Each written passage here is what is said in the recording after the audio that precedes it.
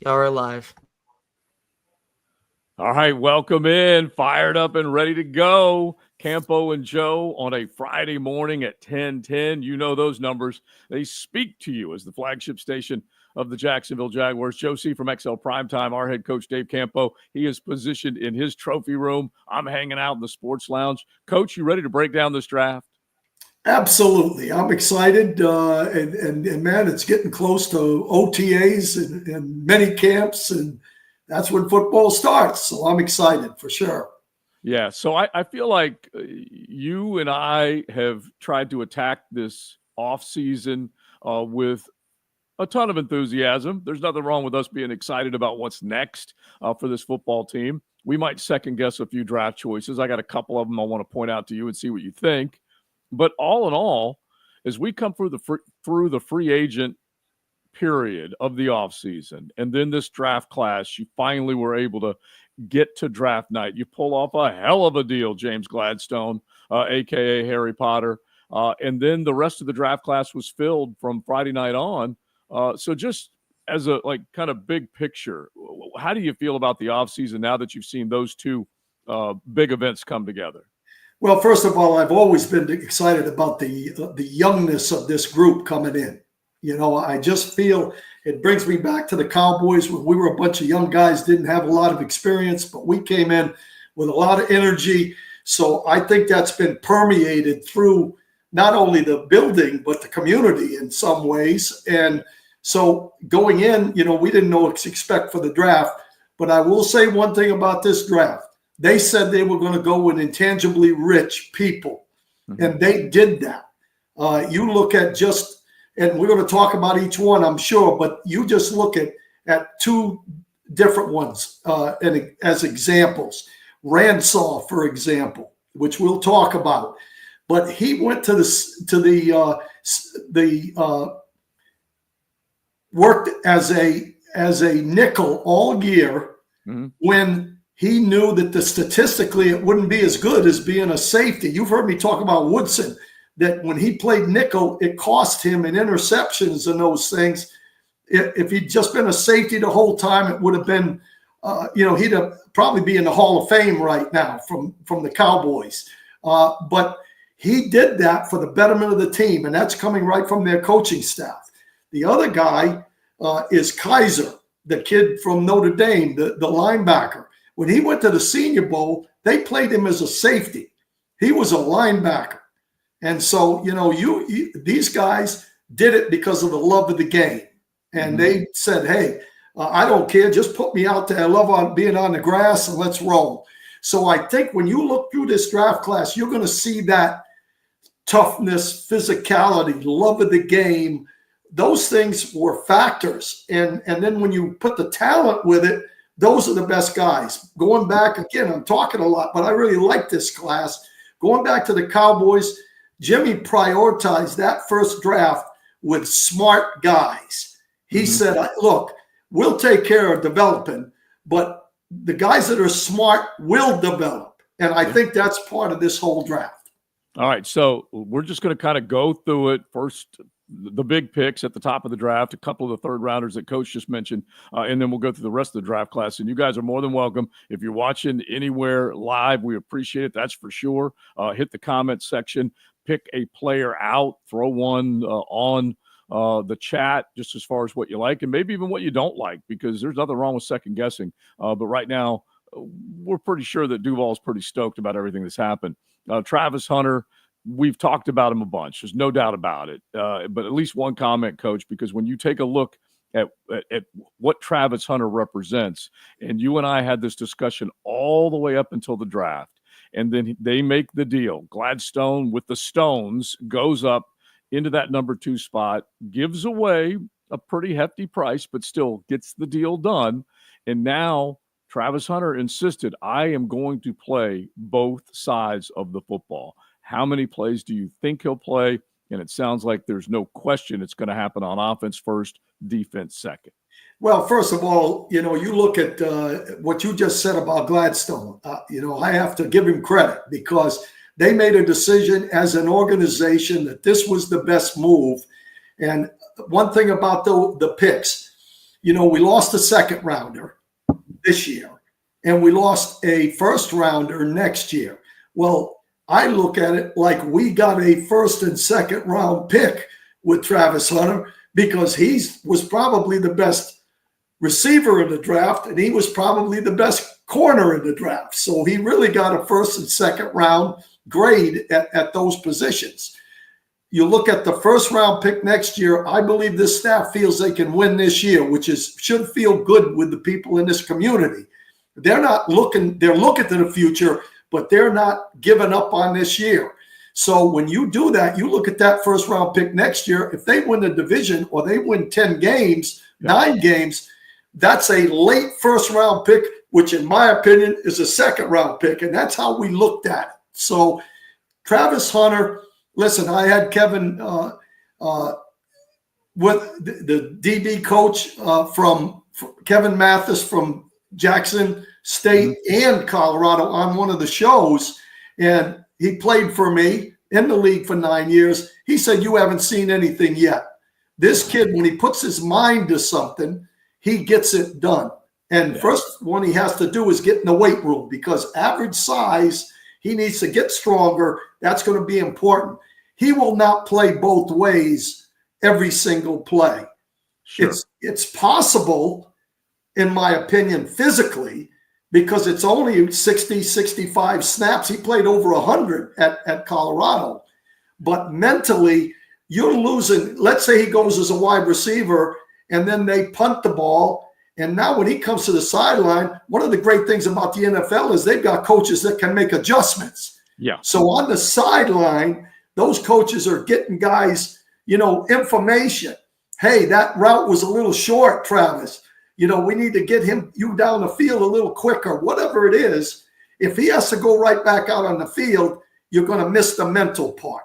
Yeah. So I believe he's going to play offense, and then he's going to have a package of maybe 15 plays on defense. He won't be in there on many first downs, in my opinion, but he might be in there on third down.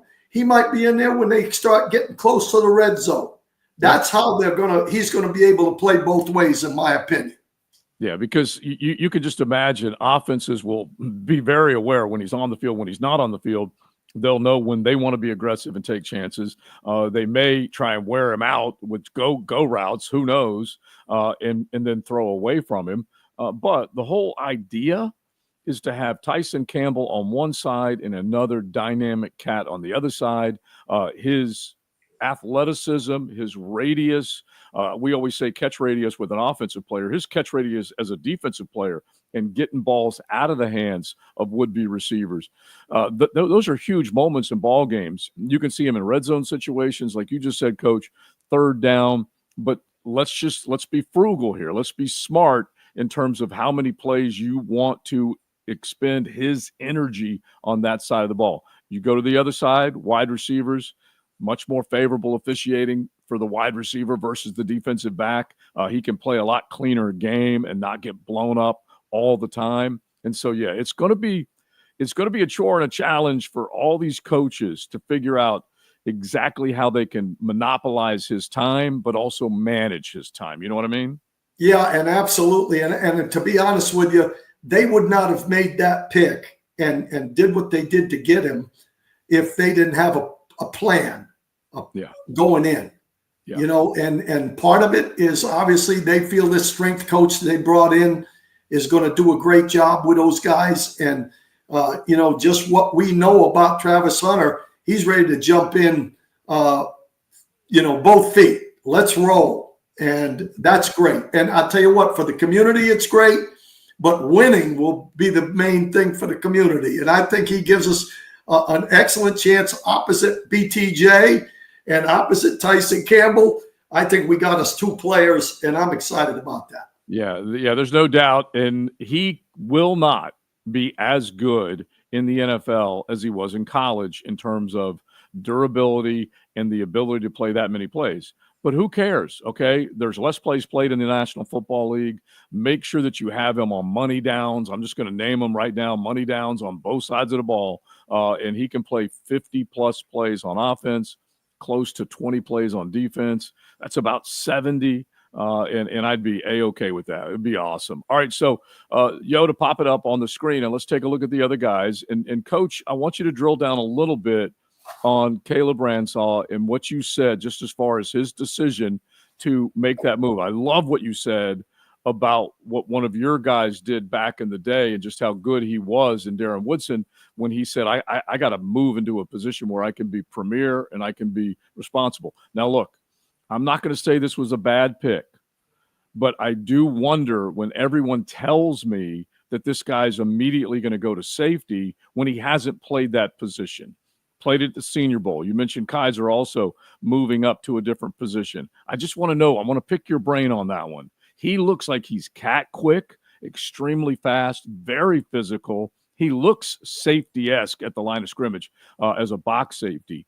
But I like one of your guys, Xavier Watts, was after him. Do you question that at all? Because I love the look of this guy, but I'm just wondering. Yeah, I'm excited about that pick, and I'll tell you why. I looked at, obviously we look at highlight tapes. We don't look at the same thing that the coaches do. Right. But I'll be honest with you, this kid really does remind me of a poor man's Darren Woodson, who should be in the Hall of Fame. Let me tell you why that's important. Because when you play nickel, okay, first of all, the difference between a big nickel and a box strong safety, if the guy is good against the run, that's no brainer. But the thing this kid gives us is, in watching him, he has the combination of physicalness and corner ability. Now, not great. That's not his strength. Okay, so what do? You play him if you're going to play a 3 deep. He plays a box safety if he moves to safety. No problem. The kid is very physical. He's a great tackler. He's tough. He's played the nickel position. He's read combination routes down there, right? Well, now you go to a 2-high scheme, which I'm not talking about straight cover 2 where they're deep half safeties. I'm talking about quarter coverage where those safeties are coverage safeties. Mm-hmm. They have the ability to support the run from depth, but also they have the ability to cover guys down the field once they get down the field. Yeah. It's a no-brainer, Joe. This kid moving to safety, I'm excited about it because he has those traits that you're looking for to make that move. Yeah. Now, the interesting thing is going to be what, just like Woodson, is he going to be an interceptor? Right. Back there, because he has not played that position, and that's the one thing that Woodson had to learn. But Woodson is an example of a guy that now has the most tackles in Cowboy history. Yeah. This kid has those traits, and I'm excited about that move and to see how they use them and the whole thing.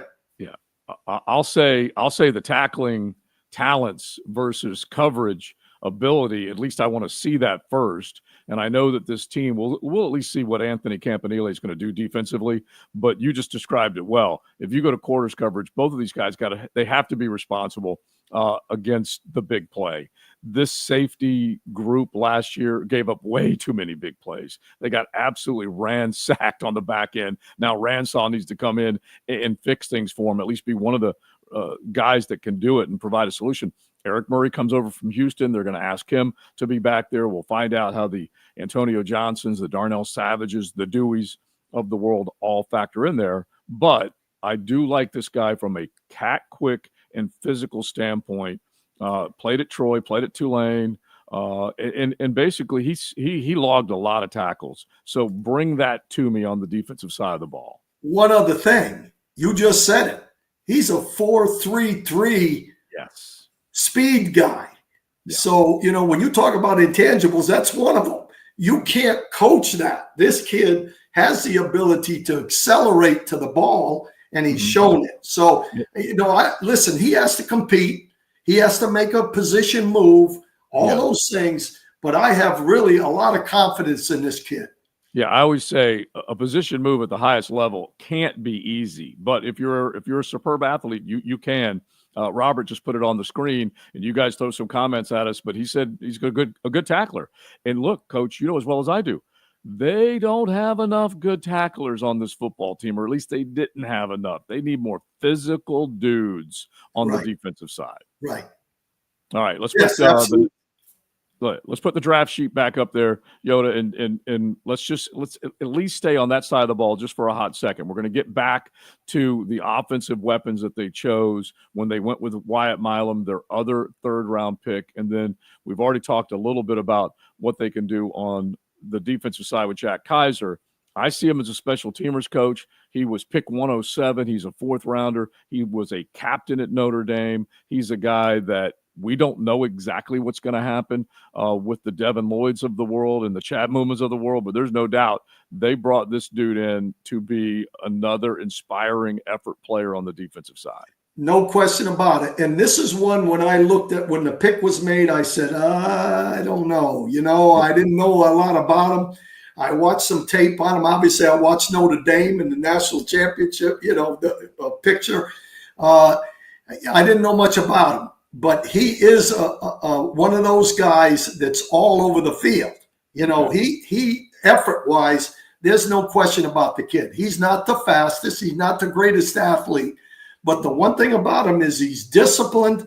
And when I watch him against the run, he was able to, instinctively get to the football, and then when you put those intangibles together, as I mentioned earlier, he played safety at the Senior Bowl, and without any question, and that probably hurt him in the draft picture in some ways because he didn't play his position. But I like him because of what you just said. He's an excellent special teams player. He's going to give you effort. He's a disciplined football player with the ability to find the football. The speed factor is going to be the issue for me looking forward. It'll be interesting to see what he does. I like the pick because when you get to 107, there's a little bit of question in there, where he's going to fit. I like him though, and we'll see what happens. Yeah, good numbers when you talk about what he did for the Irish. I like guys that stay healthy, that stay on the field. He set the record for the most games played in program history because now we have the extended season, and Notre Dame was able to make it all the way to the championship game and the college football playoff. Played 70 games, Coach, 275 tackles, 4 interceptions, a couple of them returned for touchdowns. That means he was able to make plays. He was in that natty, even though it didn't go Notre Dame's way. He started all 16 games this year. So I can see him as a special teams player, the inspirational type, the Deweys. Okay, let's just name him the Dewey of the linebacking core, at least for right now. Yeah, and listen, he's a 6th-year player at Notre Dame, so you're looking at some guys that played a lot of football.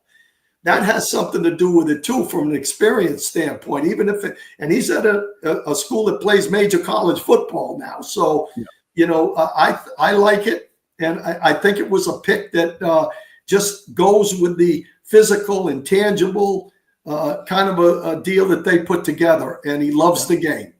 In another one, just one of the comments, Kaiser, McLeod, who we'll talk about coming up in a second, and Lane as well, all will have special teams impact year one. No question, bro. I 100% agree with that because they needed to add speed. They needed to add those types of guys. You turn over the roster on the back half and making sure that you're going to have either core 4 special teams players or at a minimum 3 of the special teams that they are out on the field, making sure that they're making plays. And we'll get to a couple of other ones, but Kaiser, I can definitely see doing some of that. And here, let's just finish up on the linebacking core real quick, Coach, because once we go to the rest of the season or off season, we're going to be looking at the step chart, drilling down on it quite a bit. But they didn't pick up the option on Devin Lloyd. We don't know what's going to happen with Chad Muma. We really didn't see enough of him last year to make you say, hey, we're excited to see what year 3 looks like or this coming year looks like. Muma has not – he was a third-round draft pick, okay? He's not done enough. It was a ridiculous decision from Trent Baalke to begin with to go linebacker with Trayvon, trading back into the first round to get Devin, and then going Muma with their next pick. Anyway, they didn't pick up the option on Devin. They're trying to get some guys that are going to come in and change the face of this defensive linebacking group.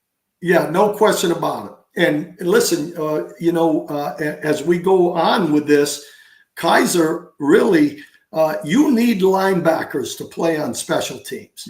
Yeah. You can't have enough of them. Now, obviously, you only have so many that you could have in the roster.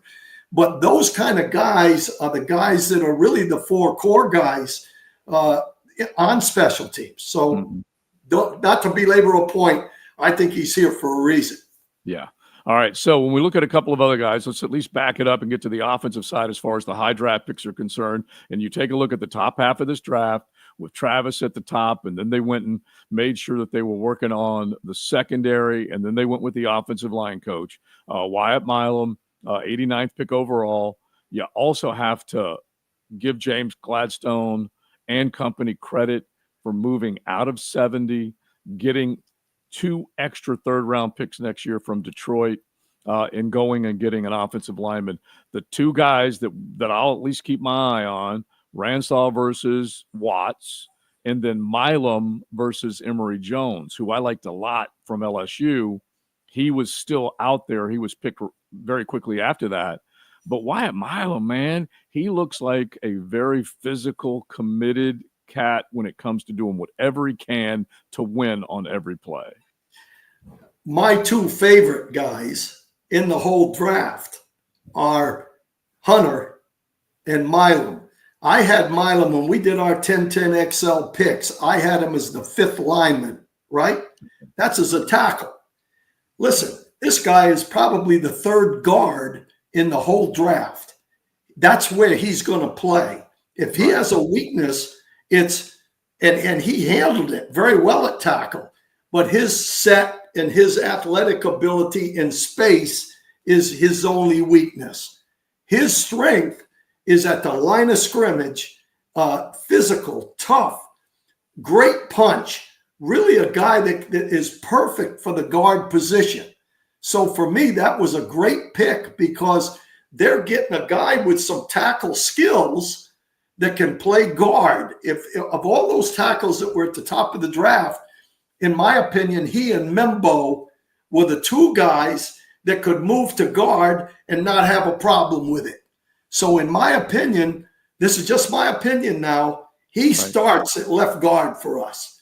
I think he's a guy that comes in, beats out Ezra Cleveland, and he's our starting guard next year. And I love the pick. And he's also, by the way, smart. He also handles twists, stunts, all that stuff very well, which that guy has to do, because the number 1 stunt in college football is for 2 guys to get up the field and then the outside guy come up underneath. And if the guard stays out too long on that tackle coming up the field, he can't pass it off to the tackle. He does that very well. So I think it's a great pick. Great pick. He's another captain on a football team, a guy who's put a lot of time in West Virginia. This will be a little programming note to our viewers right now. XL Primetime later today, while Coach is in studio with us, 3:20, we will have Neil Brown, the former head coach up at West Virginia, his Mountaineer head coach, just to talk about Milam and what he brings to the table. So I'm looking forward to that. Started 43 or 47 games during his career at West Virginia. Nick Saban told the story over the weekend that Alabama kept trying to get him. He goes, no, I'm a Mountaineer, man. And so you've got to love that. And they improved their rush game, Coach, dramatically over the last season. They went for 140 more yards, 27 of the last 29 games. So they 100% committed to being physical at the line of scrimmage in the Big 12, and he was a big part of it.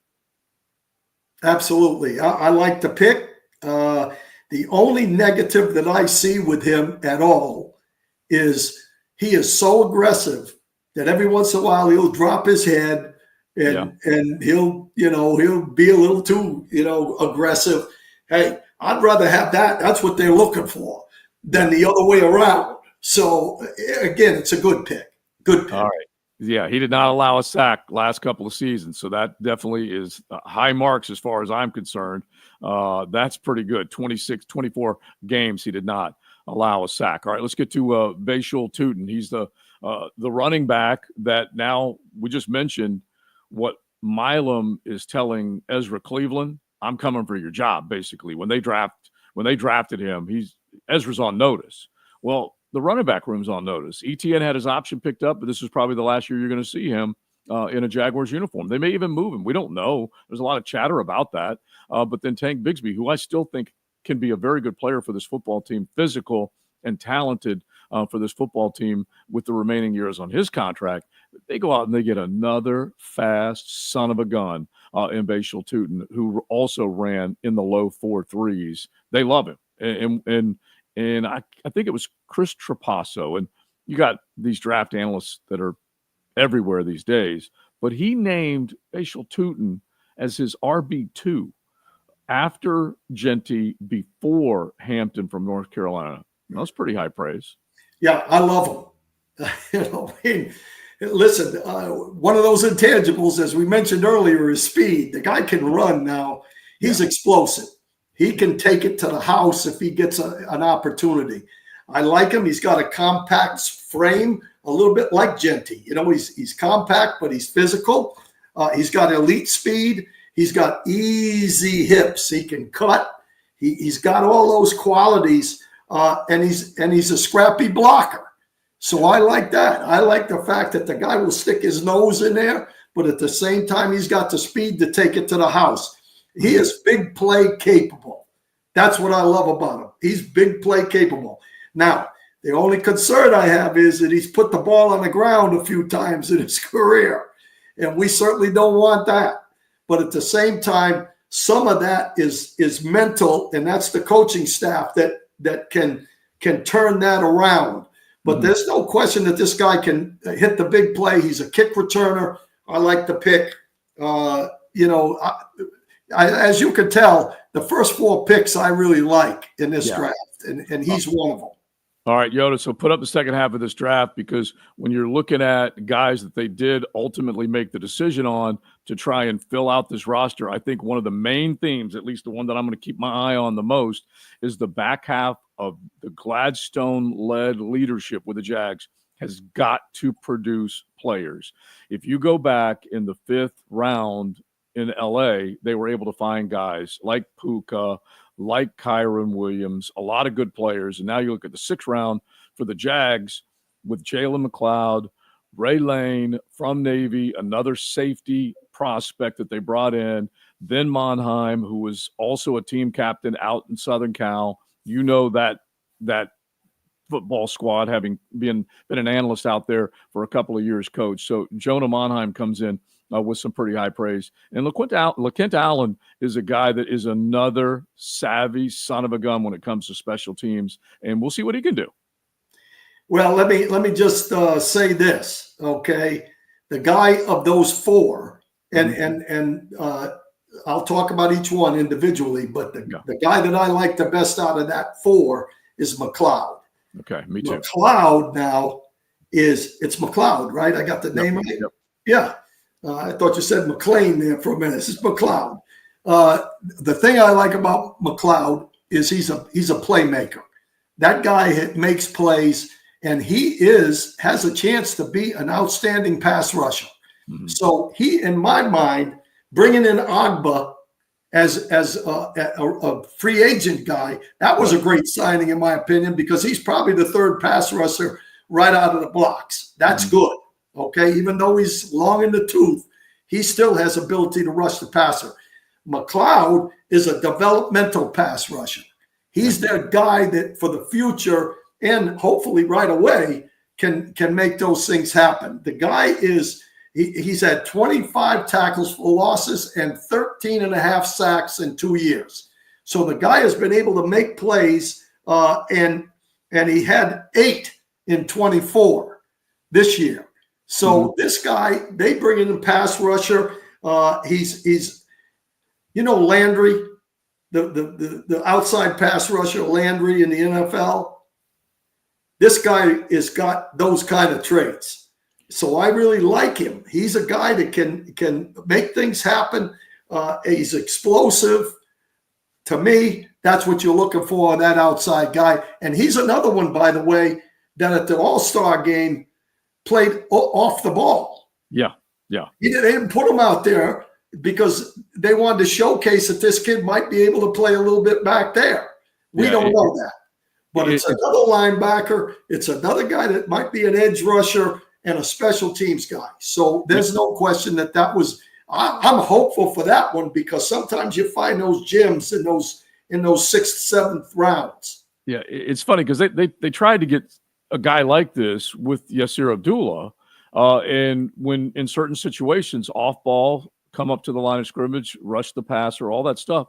He's 6'1", he's nearly 240 pounds. I saw a couple of plays. Gibby from 1010XL, who's a diehard Appalachian State fan, he showed me some plays that McLeod made back then. I'm like, whoa, he looked good.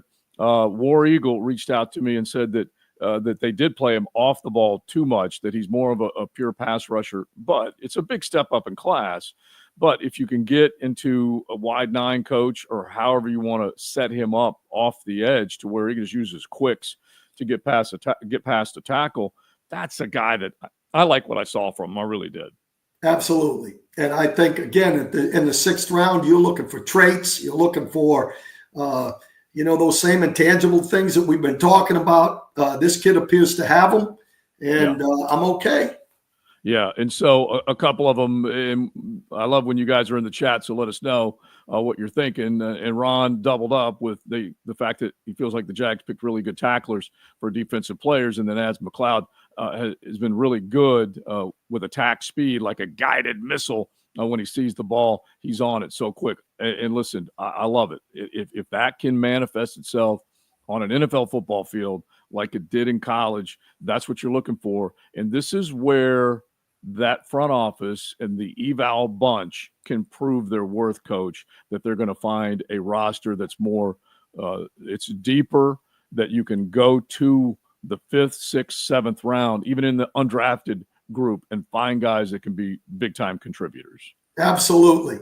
And I would say that the only one of those four guys that I'm a little bit wishy-washy on is Moynihan. Yeah. Monheim. And let me tell you why. He sounds to me a lot like Fortner. Okay. He's a center, opportunity as a center. He's smart. He's a finisher. I'll say that for him. He's a finisher. Pretty good pass rusher. His punch quicks are okay. He's got good hands, all those things. I like all those things. The only problem is his weakness is as an anchor. So to me, that you're talking about Fortner. Mm-hmm. That's Fortner. He's smart, quick, good athlete, all those kind of things. It's how this kid develops. And that's where, to me, his power at the point of attack, is not his strength. So it's going to be interesting to see what happens with him. Athletically, though, you have to say, okay, in that round, he's got a lot of the traits that you look for. So, we'll see how that goes. Yeah, he played a ton, 46 starts. He's 6'5". He's nearly 320 pounds. He's a guy that, just for whatever it's worth, he was the guy snapping the ball to Caleb Williams when he was winning the Heisman. And so he's been under Lincoln Riley over 4 dozen games in his career as far as starts go. And so the best difference between Luke Fortner and Monheim is that this kid from USC was drafted in the 7th round and Fortner was in the 3rd round. So this guy, at the very least, can be a project. And real quick, Coach, he gets to come in and at the very least compete with Fortner as the primary backup for as long as Robert Hainsey holds down that center spot, right? Absolutely. I mean, again, part of this whole draft, especially when you get to the late rounds, is competition. Yeah. When these guys come in, obviously they like him, as far as those traits are concerned, and his I guess the intangible part of the game of football, they like him. So that's okay, because that position, you're just looking for somebody that surprises you. He's developmental and all of a sudden, and again, that position is not a set position, the center position. We're hopeful that Hainsey's going to be the guy, you know, and I've watched enough of Hainsey to say he's probably, you know, okay at that position, and we'll see how it goes with Mannheim. All right, so let's wrap it up because we got to get Yoda to a graduation. Okay, special occasion for this young man. Yeah, his girlfriend. That's congratulations. Yes, exactly. But the last one, and Ron's chiming in on this one, LeKent Allen, a guy that comes in from Syracuse. He can be another one of those guys if they find him deep in the draft. And is he going to be a third down back coach? Is he going to be a guy that can maybe be a kick returner? We're going to see what kind of dynamic speed he can bring to the table. Yeah, he's a good speed guy. He's from Syracuse, where I coached, for 3 years. I like those guys from Syracuse. I think they look for guys that are, love the game of football. From what I understand with him, he's a good blocker. And he can catch the ball out of the backfield. So I think his strength is going to be as a third down back. Right. And so he's going to compete with the guys that they've got there for that position, probably. And we'll see how it goes. But again, for traits, he's got good speed. He's decisive when he runs the football. He's a one-cut runner, but he's a great pass blocker. And you can't say enough about that now. You know, if you got a guy that can protect the quarterback, it's just as important back there as it is up front in the pass game. So hopefully we'll see how it goes. I liked him because I think he's got some traits. Well, when Fran Brown went up to Syracuse, and we'll wrap on this, he took a guy that was basically not run out of Columbus, but Kyle McCord said, it ain't working for me. And he went to Syracuse and he put himself in a draftable spot and threw for a bunch of yards. And it was a big part of this. Okay. This dude set a record for receptions out of the backfield. So he can be one of those guys. Blocking and catching. I'm all for that. Get him in the game on third down. Protect that big boy that we got standing back there. Yeah. Exactly. All right. Listen, we are done. We appreciate all y'all hanging out with us. We had a great time. So next week, we're going to start looking at how many draft players can lock up starting spots, how many free agents can lock up those spots. So we'll do that next week. But we appreciate anyone who catches us on Fridays with our stream show or Campo and Joe on Tuesdays. We love it. That's for sure. Coach, I'll see you on the show coming up this afternoon, right? Absolutely. Another good day. Thanks to Jake. Thanks to all y'all for hanging out with us. Thanks, Jacob.